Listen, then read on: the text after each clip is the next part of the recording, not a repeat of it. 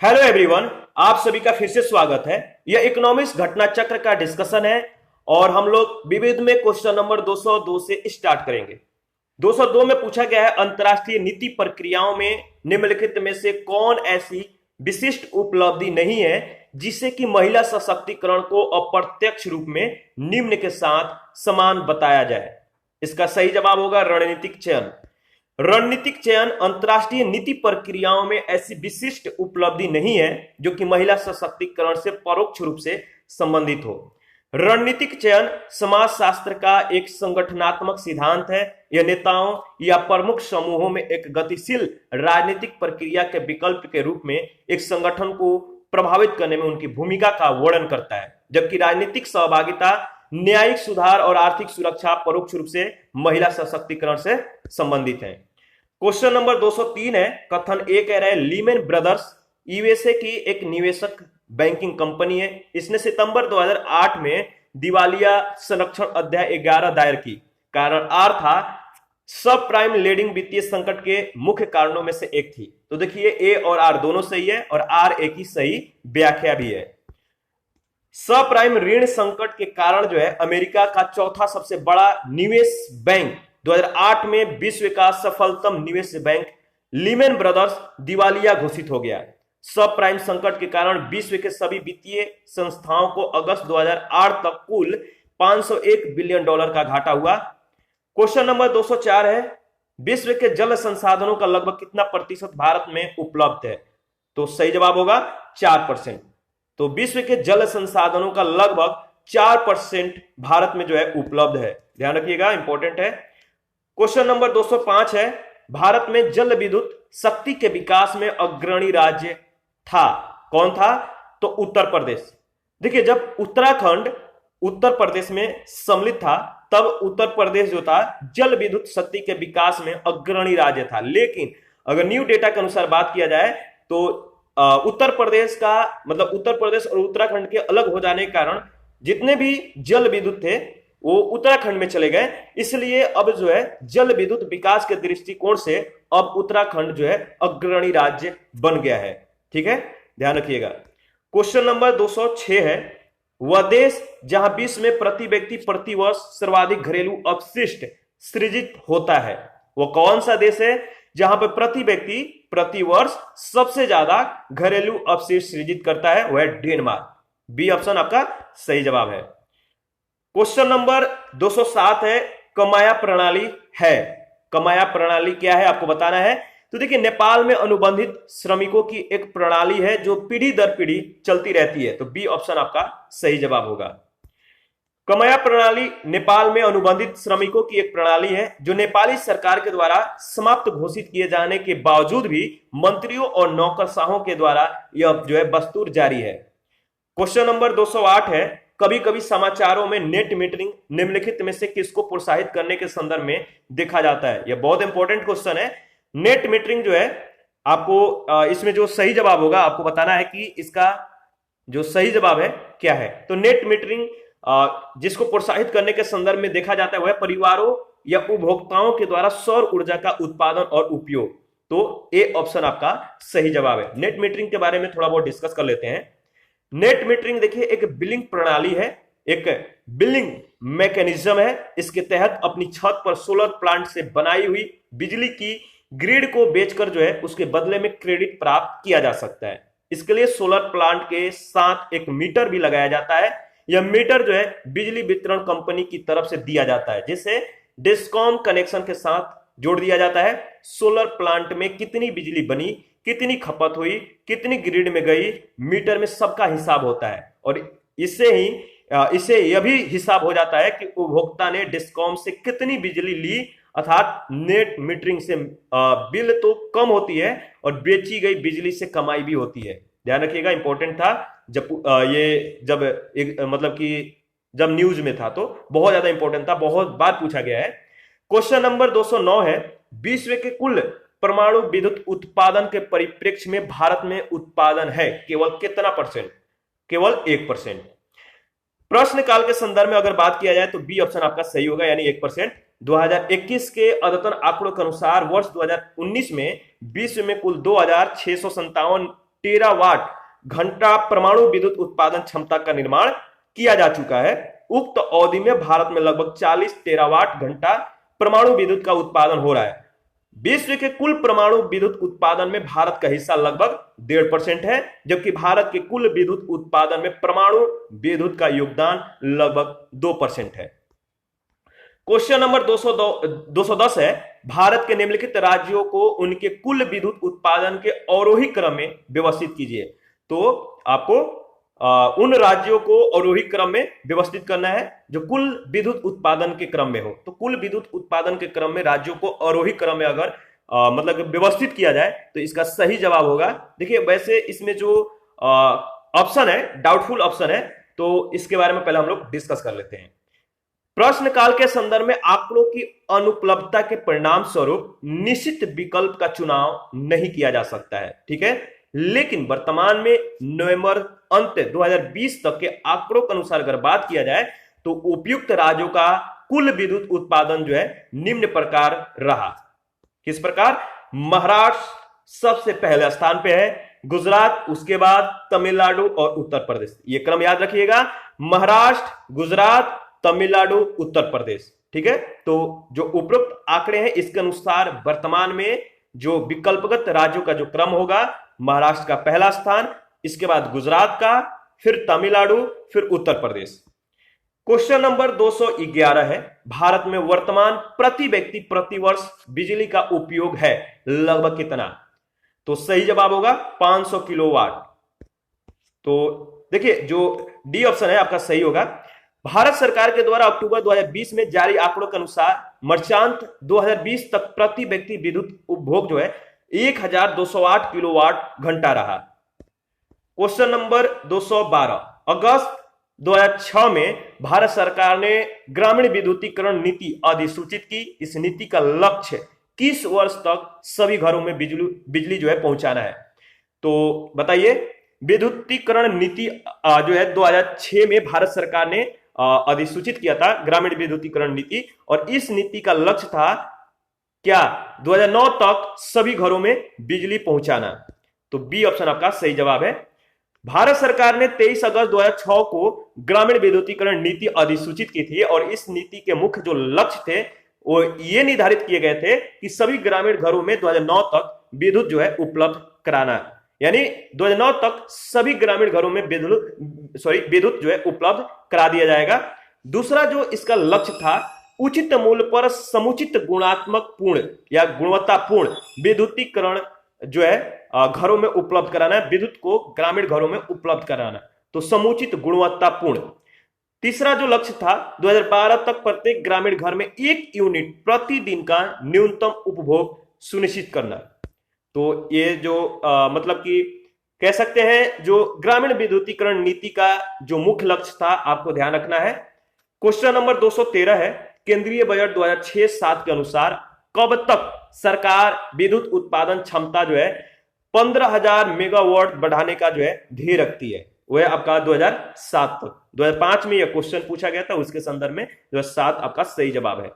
यहां पर डेटा है, आप देख सकते हैं, ए सही था। नवीनतम आंकड़े के अनुसार मर्चांत 2021 तक भारत में विद्युत की जो है संस्थापित क्षमता आप देख सकते हैं करीब 3,79,130 मेगावाट है, और राज्यों का जो हिस्सा है आप यहाँ पे देख सकते हैं, केंद्रों का हिस्सा, निजी क्षेत्र का हिस्सा। तो पूरा डेटा को आप एक बार देख लीजिएगा कि थर्मल में कितना हिस्सा है, कोयला में, लिग्नाइट में, गैस, डीजल, हाइड्रो, नाभिकीय, ये सारे जो डेटा है इंपॉर्टेंट है, ठीक है।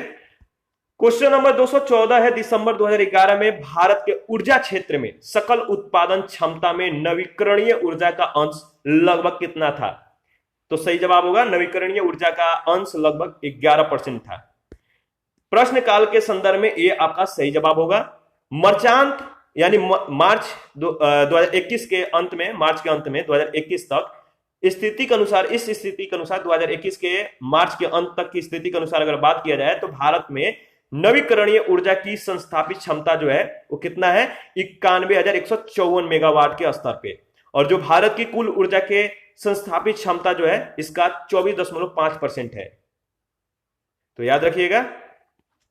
क्वेश्चन नंबर 215 है, निम्नलिखित में से कौन सा विद्युत राष्ट्रीय विद्युत नीति का उद्देश्य नहीं है? तो सही जवाब होगा प्रति इकाई विद्युत की कीमत को कम करना। प्रति इकाई विद्युत की कीमत को कम करना मतलब कि राष्ट्रीय विद्युत नीति का उद्देश्य नहीं है। जो इसमें ए बी सी दिया गया है वो आपका विद्युत का जो राष्ट्रीय विद्युत नीति है इसका उद्देश्य है। नेक्स्ट क्वेश्चन है 216, सूची 1 सूची 2 के साथ आपको मिलान करना है।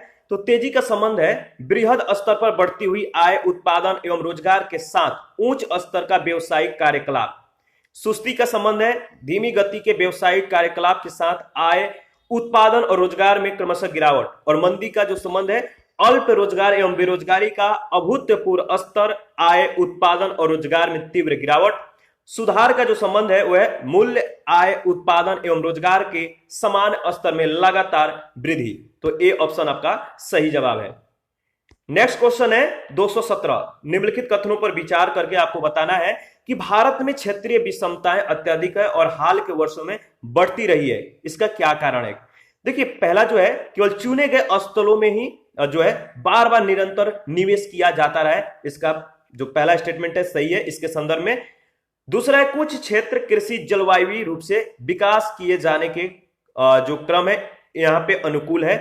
तीसरा कुछ क्षेत्र कृषि भूमि संबंधी रूपांतरण की ओर बिल्कुल ही अनभिमुख बने हुए हैं और इसके परिणाम स्वरूप सामाजिक और आर्थिक अवसरों के अभाव का सामना कर रहे हैं। चौथा है कुछ क्षेत्र निरंतर राजनीतिक अस्थिरता का सामना करते रहे हैं। तो चौथा गलत है, बाकी पहला, दूसरा और तीसरा स्टेटमेंट आपका सही है। तो A option is right option. इसके बारे में हम लोग थोड़ा सा डिस्कस कर लेते हैं। देखिए विकसित और आर्थिक रूप से पिछड़े हुए राज्यों का सअस्तित्व तथा प्रत्येक राज्य के विभिन्न क्षेत्रों में प्रगति के दृष्टि से भिन्नता को ही क्षेत्रीय विषमता कहते हैं। जहां एक ओर पंजाब, महाराष्ट्र, हरियाणा, गुजरात, पश्चिम बंगाल, केरल, तमिलनाडु ये सारे जो है आर्थिक दृष्टि से अग्रणी राज्य हैं, वही मध्य प्रदेश, असम, उत्तर प्रदेश, राजस्थान, उड़ीसा, बिहार आदि जो है आर्थिक दृष्टि से पिछड़े राज्य हैं। भारत में इस क्षेत्रीय विषमता के लिए जो प्रथम 3 विकल्प दिए गए थे वो उत्तरदायी है। क्वेश्चन नंबर 218 है एग मार्क का संबंध किससे है? तो गुणवत्ता से। देखिए एग मार्क एक जो कह सकते हैं जो एग मार्क है एक प्रमाण चिन्ह है जो भारत में कृषि या खाद्य उत्पादों पर लगाया जाता है और ये उत्पाद भारत सरकार के विपणन और निरीक्षण निर्देशालय के द्वारा निर्धारित मानकों पर खरे उतरते हैं। एग मार्क का उपयोग कृषि उत्पाद अधिनियम 1937 के अधीन किया जाता है और इसे 1986 में संशोधित भी कर दिया गया है। तो 1986 में इसमें रिफॉर्म किया गया, ध्यान रखिएगा। क्वेश्चन नंबर 219 सेम क्वेश्चन है। एग मार्क है, एग मार्क एक क्या है? गुणवत्ता गारंटी की मोहर है। क्वेश्चन नंबर 220 है, आपको बताना है कि स्वर्णिम चतुर्भुज की पूर्वी पश्चिम गलियारा निम्नलिखित में से किन केंद्रों को जो है जोड़ती है? तो सही जवाब होगा सिलचर एवं पोरबंदर को। ए ऑप्शन आपका सही ऑप्शन है। देखिए पूर्वी पश्चिमी गलियारा असम के सिलचर को और गुजरात के पोरबंदर और उत्तर दक्षिण गलियारा जो है श्रीनगर को कन्याकुमारी से जोड़ती है। ये दोनों गलियारा झांसी में एक दूसरे को काटते हैं। स्वर्णिम चतुर्भुज देश के 4 बृहद महानगरों दिल्ली जो उत्तर में है, कोलकाता पूर्व में, मुंबई पश्चिम में और चेन्नई दक्षिण को संयोजित करता है। नेक्स्ट क्वेश्चन है भारतीय पर्यटन के स्वर्ण त्रिभुज है इसमें सम्मिलित शहर कौन कौन से हैं? तो स्वर्ण त्रिभुज में सम्मिलित जो शहर हैं वह आगरा, दिल्ली और जयपुर। ध्यान रखिएगा। नेक्स्ट क्वेश्चन है क्वेश्चन नंबर 222, विश्व का 1/3 से अधिक कच्चा इस्पात का उत्पादन प्राप्त होता है किससे? किस देश से? तो विश्व का 1/3 से भी अधिक कच्चा इस्पात का उत्पादन जो है चीन से प्राप्त होता है। प्रश्न काल में विश्व में 1/3 से भी अधिक कच्चे इस्पात का उत्पादन चीन से प्राप्त होता था और स्टील स्टैटिकल ईयर 2020 के अनुसार अगर बात किया जाए, यह ईयर बुक है 2020, स्टील स्टैटिकल ईयर बुक 2020, इसमें जारी आंकड़ों के अनुसार 2019 में वैश्विक स्तर पर कच्चे इस्पात का उत्पादन में चीन में हिस्सेदारी जो था वो लगभग जो है 53.1% था और भारत में वर्ष 2019 में कुल कह सकते इस्पात उत्पादन था 5.9% था। तो चीन जो है अग्रणी है, ध्यान रखिएगा। निम्नलिखित कथनों में से कौन सा सही नहीं है? तो 4 स्टेटमेंट आपको बताना है इन चारों कथनों में से कौन सा सही नहीं है? तो सी ऑप्शन आपका सही जवाब होगा। ब्रिटिश काल में भारत विनिर्मित माल का पूर्ति करता था, जो कि यह सही नहीं है।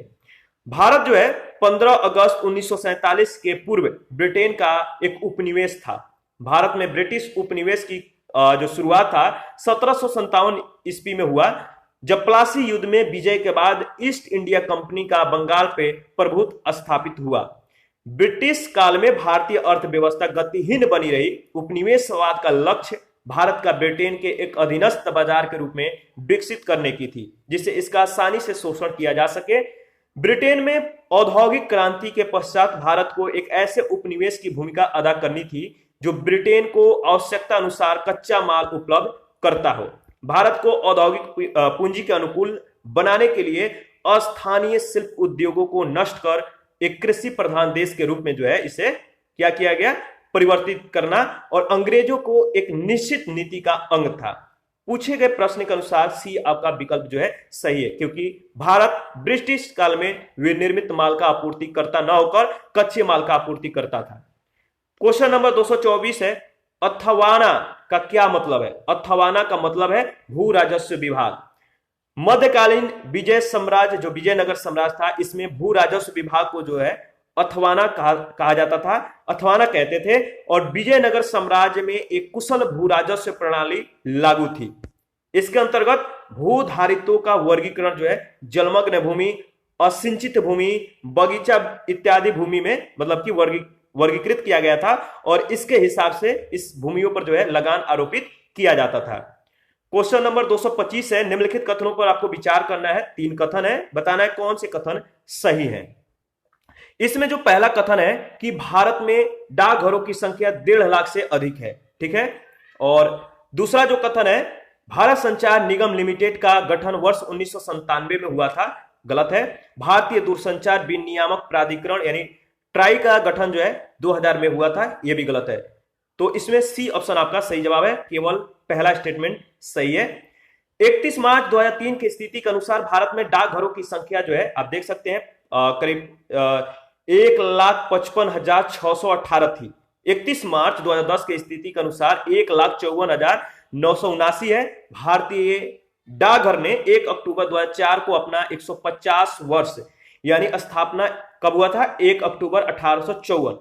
तो इसने 2004 को जो है अपना 150वें वर्ष पूरा किया। भारतीय डाकघर विश्व का सबसे बड़ी डाक प्रणाली है, और इस प्रकार पहला कथन सत्य है। भारत संचार निगम लिमिटेड का गठन जो है 1 अक्टूबर 2000 को पूर्ववर्ती दूरसंचार सेवा या दूरसंचार विभाग के निगमीकरण से हुआ था, और इस प्रकार कथन 2 गलत है। भारतीय दूरसंचार विनियामक प्राधिकरण यानी ट्राई का गठन जो है 1997 में हुआ था, न कि 2000 में।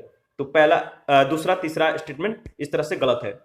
क्वेश्चन नंबर 226 है, ट्राई निम्नलिखित में से किस क्षेत्र की नियामक संस्था है? तो आपको मालूम है दूरसंचार। नेक्स्ट क्वेश्चन है 226 के बाद, अच्छा इसके बारे में दिया गया ट्राई के बारे में, तो देखिए इंपॉर्टेंट है, तो एक बार इसको ओवरव्यू कर लेते हैं।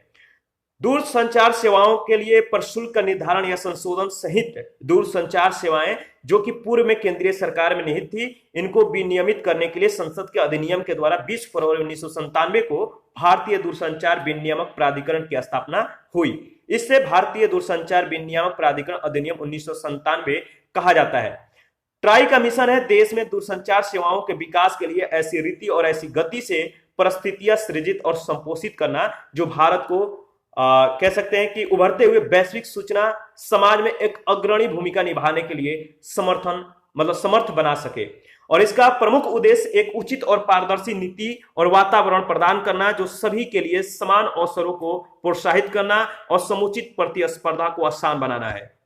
क्वेश्चन नंबर 227 है, कोषीय परिचालन में दक्षता एवं कार्यक्षमता के लिए किस बैंक को एशियन बैंकिंग अवार्ड 2001 प्रदान किया गया है? सही जवाब होगा आईडीबीआई, भारतीय औद्योगिक विकास बैंक को। नेक्स्ट, अच्छा इसके बारे में आप 2 लाइनें देख लीजिए। कोषीय परिचालन में दक्षता एवं कार्यक्षमता के लिए भारतीय औद्योगिक विकास बैंक जो है आईडीबीआई, इसको एशियन बैंकिंग अवार्ड 2001 प्रदान किया गया। क्वेश्चन नंबर 228 है, फरवरी 2011 में संघीय पेट्रोलियम मंत्री के द्वारा भारत का सबसे बड़ा नैफ्था क्रैकर प्लांट का उद्घाटन किस राज्य में किया गया? सही जवाब होगा हरियाणा में। तत्कालीन केंद्रीय पेट्रोलियम और प्राकृतिक गैस मंत्री एस जयपाल रेड्डी ने हरियाणा के पानीपत में स्थित भारत के सबसे बड़े नैफ्था क्रैकर प्लांट को जो है 15 फरवरी 2011 को राष्ट्र को समर्पित किया। ठीक है, इसमें 14,439 करोड़ लागत से यह जो प्लांट था निर्मित हुआ था और यह इकाई जो है 8 लाख टीपीए एथिलीन का निर्माण करेगी। क्वेश्चन नंबर 229 है, तेल का एक बैरल लगभग कितने बराबर होता है? मतलब कि बहुत ज्यादा इंपॉर्टेंट है, इसको भी ध्यान रखिएगा। यह क्वेश्चन जो है बहुत बार पूछा गया है बहुत सारे एग्जामों में। तो एक बैरल में लगभग कितने जो है लीटर तेल होते हैं? तो 159 litre.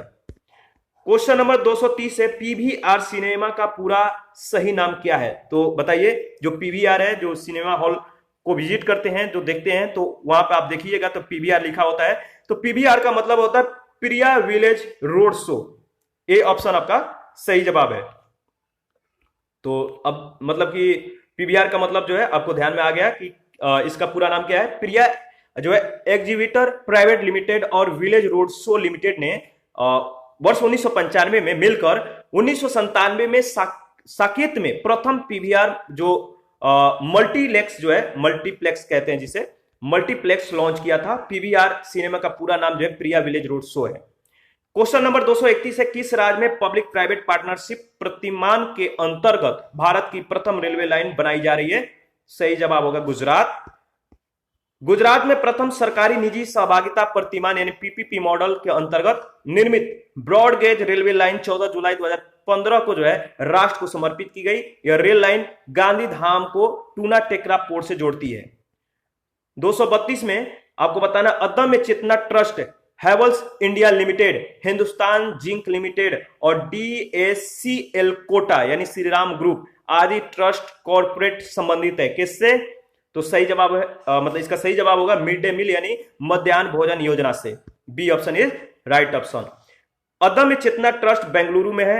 Havells India limited, Hindustan zinc limited और डीएससीएल कोटा श्रीराम जो ग्रुप है आदि ट्रस्ट या कॉर्पोरेट राजस्थान में मिड डे मील योजना से संबंधित है।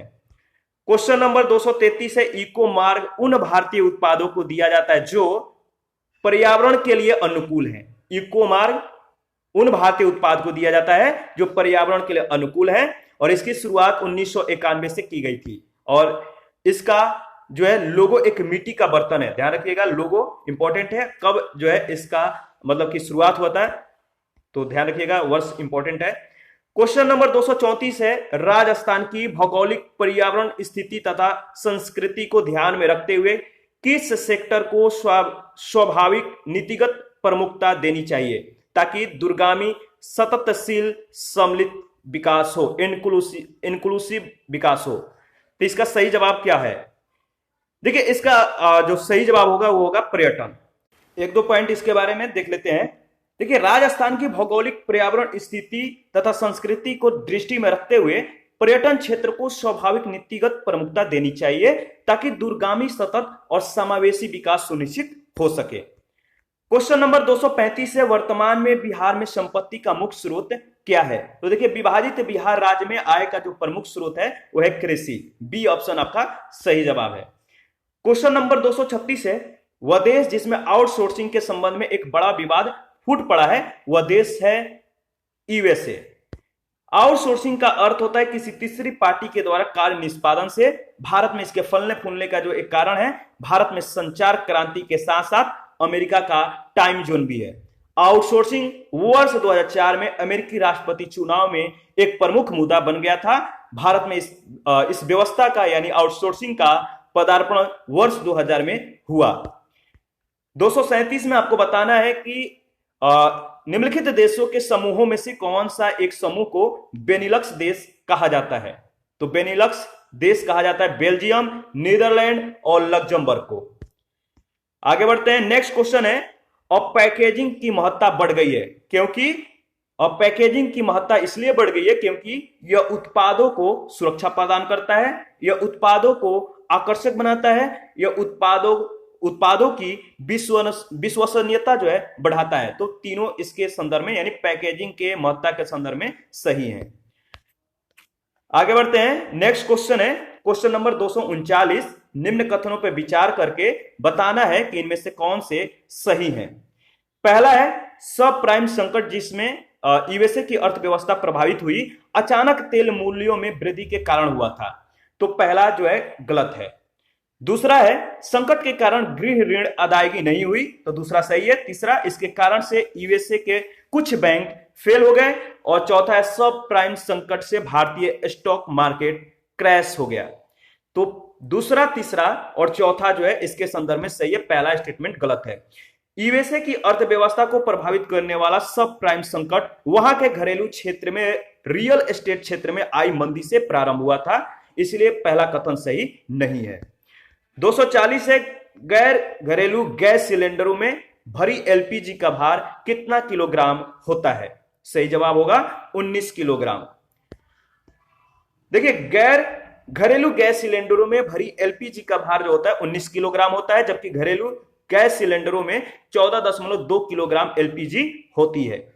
241 है निम्न 4 देशों की अर्थव्यवस्था में से किस एक की मार्केट कैप का परिणाम उसके जीडीपी से अधिक है? इसका सही जवाब है भारत का। देखिए, भारतीय कंपनियों का बाजार पूंजीकरण जो है 22 मई 2007 को इसके जीडीपी यानी सकल घरेलू उत्पाद स्तर को पार कर गया और 8 जनवरी 2008 को जीडीपी स्तर से जो है 1.8 गुना बढ़कर जो है कितना करोड़ हो गया? लगभग जो है 74,48,000 करोड़। तो डेटा एक बार देख लीजिएगा, क्योंकि जल्दबाजी में डेटा थोड़ा बहुत मिस्टेक भी हो जाता है। क्वेश्चन नंबर 242 है एयर इंडिया और इंडियन एयरलाइंस के एकीकरण के बाद नई इकाई किस नाम से जानी जाती है? एयर इंडिया और इंडियन एयरलाइंस के एकीकरण के बाद नई इकाई को किस नाम से जाना जाएगा? तो एयर इंडिया। सी ऑप्शन आपका सही जवाब होगा। क्वेश्चन नंबर 243 है ट्रांजैक्शन शुल्क जिसे ग्राहकों से वसूल करना सुप्रीम कोर्ट के हाल के एक आदेश के द्वारा रोक दिया गया है, संबंधित है किस क्षेत्र से? तो हवाई यात्रा से। बी ऑप्शन आपका सही जवाब होगा। सुप्रीम कोर्ट के न्यायाधीश डीके जैन और मदन बी लोकुर की न्यायपीठ ने 23 जनवरी 2013 को दिए गए अपने आदेश में एयरलाइंस कंपनियों के द्वारा ग्राहकों से लिए जाने वाले हवाई किराए पर किसी तरह के ट्रांजैक्शन शुल्क लगाने पर रोक लगा दी थी। 244 है यूनिवर्सल सर्विस ऑब्लिगेशंस फंड का संबंध किससे है? तो टेलीकॉम कंपनियों के देयताओं के जो देयताएं हैं इनके समायोजन से। तो इन याद रखिएगा, यूनिवर्सल सर्विस ऑब्लिगेशन फंड का जो संबंध है टेलीकॉम कंपनियों के देयताओं के समायोजन से। ए ऑप्शन आपका सही जवाब होगा। 245 है कभी कभी समाचारों में आने वाला बेल्ट जो है बेल्ट एंड रोड इनिशिएटिव किसके मामलों के संदर्भ में आता है? तो देखिए, बेल्ट एंड रोड इनिशिएटिव जो है ये जो है मतलब कि कभी कभी समाचारों में आने वाला जो ये बेल्ट एंड रोड इनिशिएटिव है किसके मामलों के संदर्भ में आता है? तो चीन के। ये बहुत ज्यादा इंपॉर्टेंट क्वेश्चन है, बहुत बार ये पूछा भी जा चुका है। तो जो ओबोर है वे जो बेल्ट एंड रोड इनिशिएटिव या one belt and one road जो है इस पहल की यह जो पहल है जनवादी गणराज्य चीन का एक आर्थिक रणनीतिक एजेंडा है और इसके माध्यम से चीन को यूरोप, अफ्रीका और ओसेनिया से जोड़ने के लिए अनेक कदम उठाए जा रहे हैं। इस पहल के 2 भाग हैं। पहला भूमि आधारित सिल्क रोड आर्थिक पेटी यानी सिल्क रोड इकोनॉमिक्स बेल्ट, दूसरा समुद्र आधारित मैरीटाइम सिल्क रोड। ध्यान रखिएगा, जो इंपॉर्टेंट है। नेक्स्ट क्वेश्चन है क्वेश्चन नंबर 246 यमुना एक्सप्रेसवे वे है कहां से कहां तक को जो है यमुना एक्सप्रेसवे कहते हैं? तो ग्रेटर नोएडा से आगरा तक। यमुना एक्सप्रेसवे का जो विस्तार है ग्रेटर नोएडा से आगरा तक है। और नेक्स्ट है क्वेश्चन नंबर 247 भारत को कितने पिन क्षेत्रों में विभाजित किया गया है? तो सही जवाब होगा 8। डी ऑप्शन आपका सही जवाब होगा। देखिए, पिन का मतलब होता है पोस्टल इंडेक्स नंबर। भारत को कुल 9 पिन क्षेत्रों में विभाजित किया गया है और इसमें 8 पिन क्षेत्र जो है भारत के राज्यों या संघीय क्षेत्रों से संबंधित है। 9वां जो पिन क्षेत्र है आर्मी पोस्ट ऑफिस और फील्ड पोस्ट ऑफिस के लिए है। राज्यों और संघीय क्षेत्रों के पिन क्षेत्रों के आधार पर इस प्रश्न का विशिष्ट उत्तर जो होगा आपका विकल्प डी होगा, जिसमें 8 दिया गया है। 248 है, निम्नलिखित कथनों पर विचार करना है। 4 कथन है। पहला कथन है गांधीवादी अर्थव्यवस्था आधारित है न्यायशीलता के सिद्धांत पर। और जो दूसरा स्टेटमेंट है, उत्तर प्रदेश जमींदारी उन्मूलन और भूमि सुधार अधिनियम 1950 अंतर्निहित है 9वीं जो है अनुसूची में। और इसमें जो देखिए पहला और दूसरा ये स्टेटमेंट आपका सही है, ठीक है, ध्यान रखिएगा। तीसरा जो है 60वें संविधान संशोधन के द्वारा भारत में नागरिकों की मतदान करने की आयु जो है 21 वर्ष से घटाकर 18 वर्ष की गई। तो 60वें संशोधन में नहीं, के संशोधन में आपको मालूम होगा जो पॉलिटी का डिस्कशन मतलब कि रोज कर रहे हैं, जो पॉलिटी का रोज लेक्चर को मतलब कि कंटिन्यू सुनते हैं, उनके लिए यह क्वेश्चन बहुत ही सरल है। क्वेश्चन नंबर, इस क्वेश्चन के जो 4 स्टेटमेंट है, 1982 में मेधा पाटेकर ने सिद्धकारी संगठन का गठन किया। तो पहला दूसरा स्टेटमेंट सिर्फ सही है, यानी ए ऑप्शन आपका राइट आंसर है। देखिए गांधी अर्थव्यवस्था न्यायशीलता के सिद्धांत पर आधारित है और उत्तर प्रदेश जमींदारी उन्मूलन भूमि सुधार अधिनियम 1950 को संविधान के 9वीं अनुसूची में शामिल करके इसे न्यायिक उन्मुक्ति प्रदान की गई है।